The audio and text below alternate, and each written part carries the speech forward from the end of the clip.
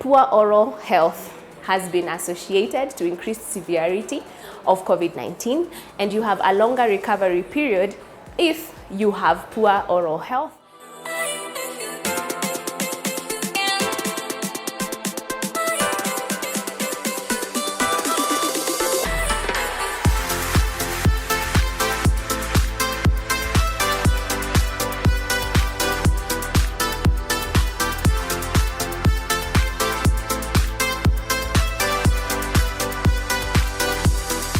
Hello guys, Dr. Kendi here, and welcome back to My Oral Health Diaries. I hope you watched the last episode where we discussed the protective mechanisms that have been put in place to protect you from COVID-19. On today's episode, we are going to be discussing, or rather answering the big question: is there really an association between COVID-19 and oral health?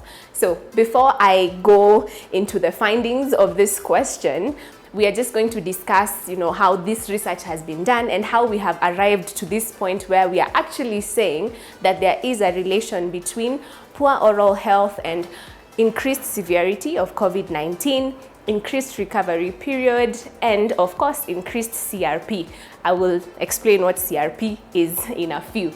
So, based on research that has been done, I liked the paper that was done by some guys in Egypt. They did a research on patients who suffered from COVID-19. Thankfully, they did not, we didn't lose them, but we were able to get a bit of data from them. So these patients were asked to kind of like fill in questionnaires about how they felt and everything after COVID.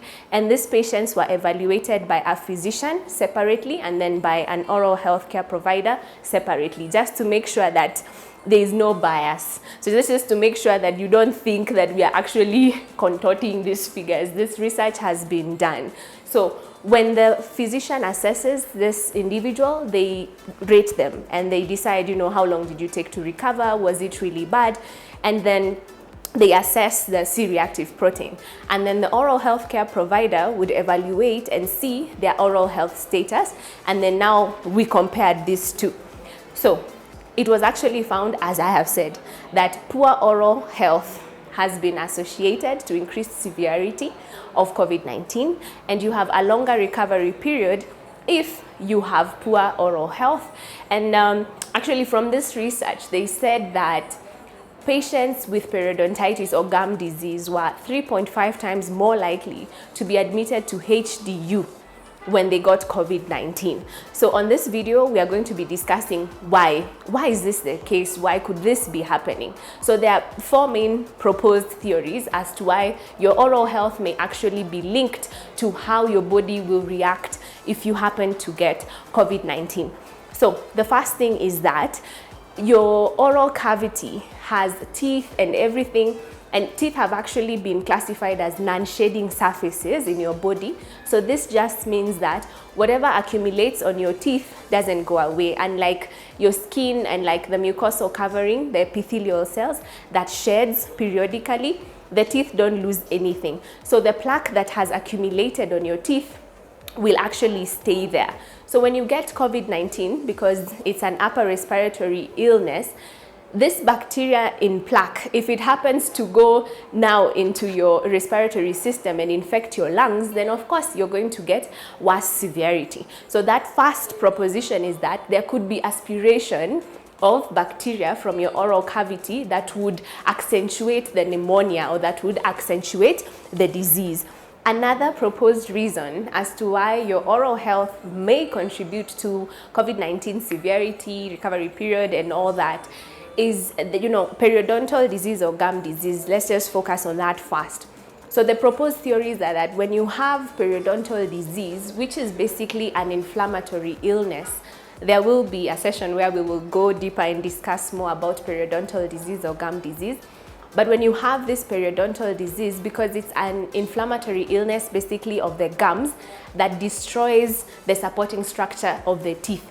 So when you ask yourself, how does this destruction happen? There are actually enzymes that are produced because of the periodontal disease.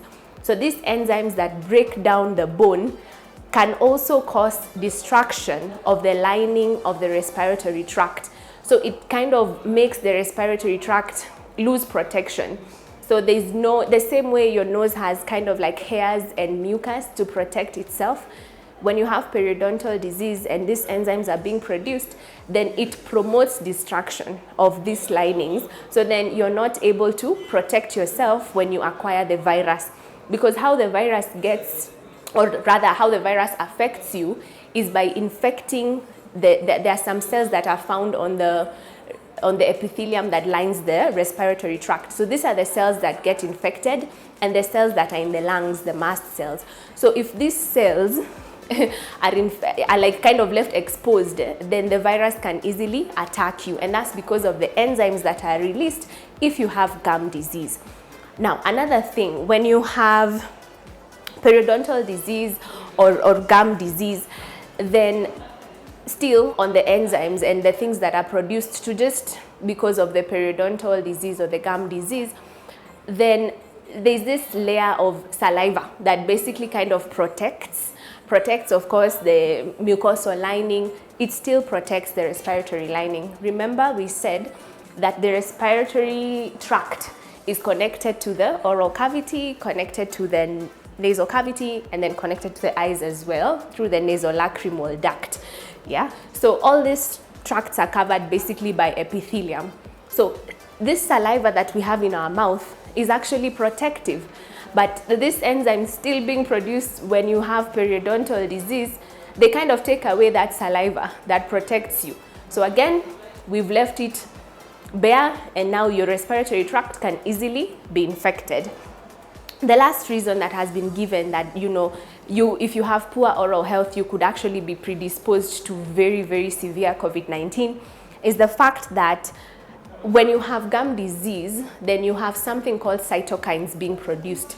Cytokines are essentially just substances that make your body inflamed or swollen. So you can imagine you already have periodontal disease that is promoting your body to produce cytokines, and then COVID-19 comes in and then it blocks these receptors, and now it's haywire. Now the inflammatory markers are going to just make your inflammation very severe.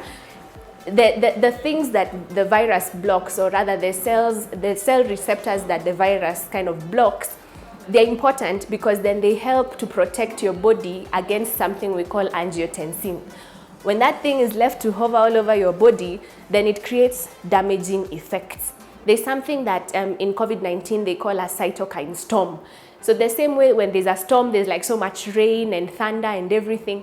In your body, if there's so much cytokines, then they destroy organs, they cause a lot of destruction. It's a storm for sure, because then they're not supposed to be there in a high number. Rain is good, but when it's too much, it becomes bad. So the same way, these cytokines are overproduced, you get into a cytokine storm, and then it makes your disease very severe. So now that we have learned that COVID-19 and oral health are actually related, I really think we can make a better decision to have our oral health at the optimum. We will discuss also other systemic diseases and how oral health contributes or plays a role. But today we have discussed about relation of oral health and COVID-19. I hope it's been enlightening. We are open to receiving any questions. Kindly comment on the comment section so that we are able to have a discussion.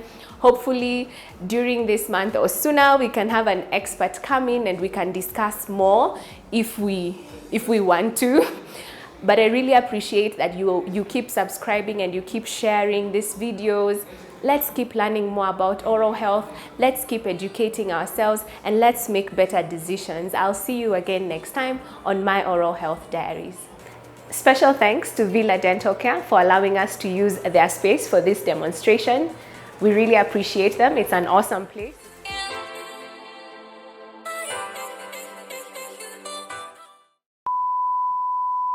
Pero para. When you want me, I just flew in from Miami. Peru pie.